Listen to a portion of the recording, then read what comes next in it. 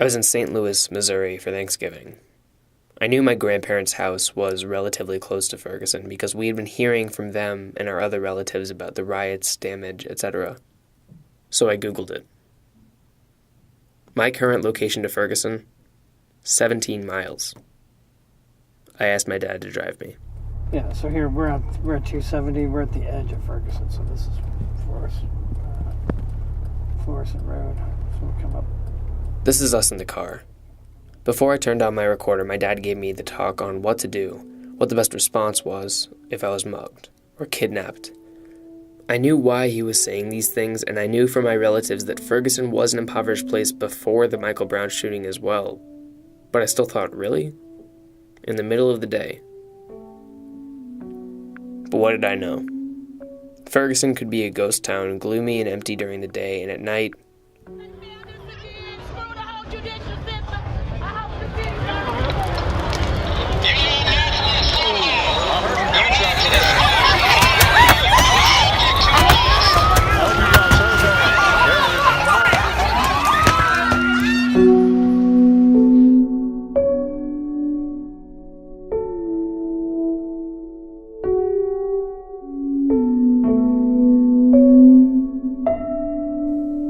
we finally arrive and I'm blown away. Kentucky. Do you mind if I take pictures? Okay. Have there been a lot of journalists with you guys? Oh, okay. Is most of the stuff down there? Yeah. Ferguson's a small city, picture from Douglas Loop to Mid-City Mall. From the center where the riots were happening, right by the police station, you can see how far the damage spans. 3 or 4 blocks in either direction. This is my first time here, and I'm amazed at how far the damage spans. Yeah. When did you first see the damage or find out about it? Oh, I saw it on TV the night of the riot when the grand jury announced the decision. Wait, so are you a volunteer or do you work here? I'm a volunteer. I'm an art professor at the St. Louis Community College, Florissant Valley campus. And our campus is in Ferguson. Okay. Is this the first day that the painting has been going on, or is this? I think it's been going on for a while. Because that's. I know in other parts of the city, artworks have been up. Yeah. For whatever reason, that's not been shown. At least from what I see. Yeah, I've seen little snippets here and there covered in the media with stuff like this, and I'm guessing we'll see more. Hopefully, we'll see more. Yeah. When I was driving through for the first time, there was one thing that really stuck out in my mind, and this is important because out of all the things to report on in Ferguson, really this was the only bad thing. It was all of the boarded up windows and doors that had open painted on them.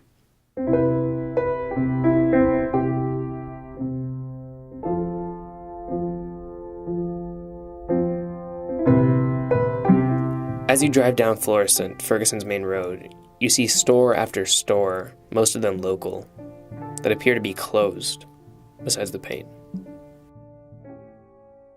Can't even sum it up. Like I said, no, we don't have any words now. It's just sadness.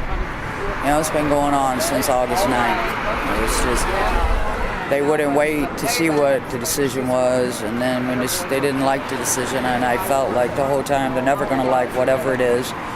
So it's just never going to stop, and we just feel like now we're numb. That's my problem. How to fix it? Like I said, I am clueless. I try to look at both sides, and if they could just look back and read the way Martin Luther King did it and how it worked, that this is not working. This is taking it further and further away from everything. And power of the voice, not power of destruction. And it's just not, no one wants to listen. It's beyond listening now. No one listens. It's just what we can tear up. We got their attention, and it's just like last night. We shut them down. We got what we wanted. We shut them down. What did you shut down? You made people that are trying to feed their families go home. These people need jobs. By you shutting down the businesses, you're starving people. People live paycheck to paycheck now. Times are hard. And the holidays are coming. What are they thinking? Everybody needs money. And then you pick on the poor. This is poor. This is not rich neighborhood. You know, we live paycheck here. And just neighbor helping neighbor. And it's heartbreaking to watch everybody come in and say, we're getting what we want. Like last night, that's all you could hear. We did it. We shut it down. We shut this bitch down. We shut this bitch down. That's what you hear at night when you try to sleep. We sleep with earplugs in.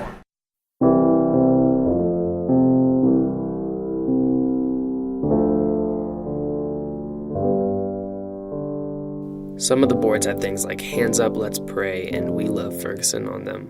Some just had paintings of skies and sunny days, but really none of them were painted with the same messages that you hear from the riots. Don't shoot. I'm not a threat. My blackness is not a Black weapon. lives matter. I can't believe I still had the killing pictures. us. No peace. The boards were all pro-Ferguson, the city of choice. Because we choose to live here, because we want to live in diversity, and I just had the front door, the plywood for the front door painted, "Welcome to Ferguson, diversified by choice." I live in Chicago now, but I'm from here, and just kind of watching my city kind of burn from like afar, it's it kind of like it hits home, like it puts everything like in a realization that even though it's 2014, like this is a modern day like revolt or whatever you want to call it. What could other like high schoolers and youth around the country be doing to sort of, because I mean this is obviously a very small representation of a nationwide issue. Right. What could what message would you like to give to people from other parts of the country that are in high school, college? Before you make a opinion, just take yourself out of your shoes and try to put yourself in somebody else's position before you formulate an opinion, whether it's for or against what's going on. At least you'll have like a honest answer. I think the best part of this whole situation is the aftermath. Yeah. Remember when I said that the only negative thing was the boarded up windows, that everything else about Ferguson was positive? Well, there was one other thing. From my perspective, and I may have just been imagining this based on my predisposition, but whenever a police siren would sound, it seemed like everything sort of stopped. Social media turned it around. They photoshopped him have a shotgun in his hand standing out there. He never had that. The lady just stops talking in the middle of her sentence. When the cop cars go by, like what just now when that cop car was, speeding through, does everybody stop? Like it seemed like whenever that happens in my city, it seems like you really notice it, but I felt like everything was stopping when that happened.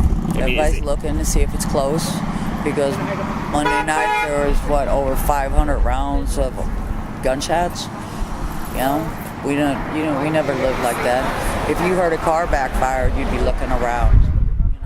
Yeah. We're just not used to it. We're on edge. It's a shame. I don't know how to fix it.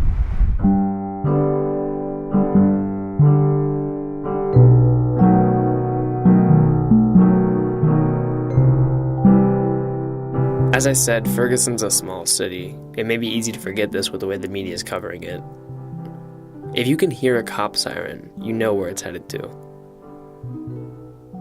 Those two things, the eerie tension of both the civilians and the police, and obviously the damage, they really are the only negative things from what I could tell. Ferguson's a nice town. It reminds me of somewhere you'd visit to shop or hang out with friends, and this is how the people who live there see it.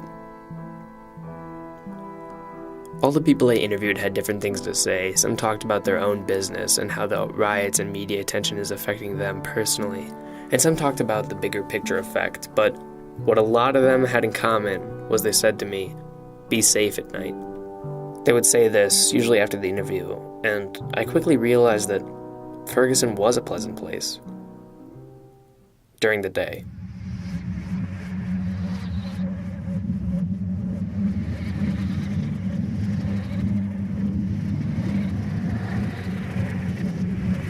At night, it was people from all across the country, destroying and burning down local shops, and terrifying the generally nice and respectful police.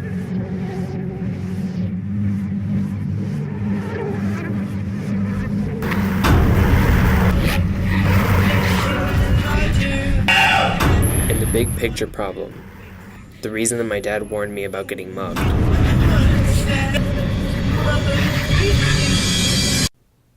The media is only reporting on the night, not the day.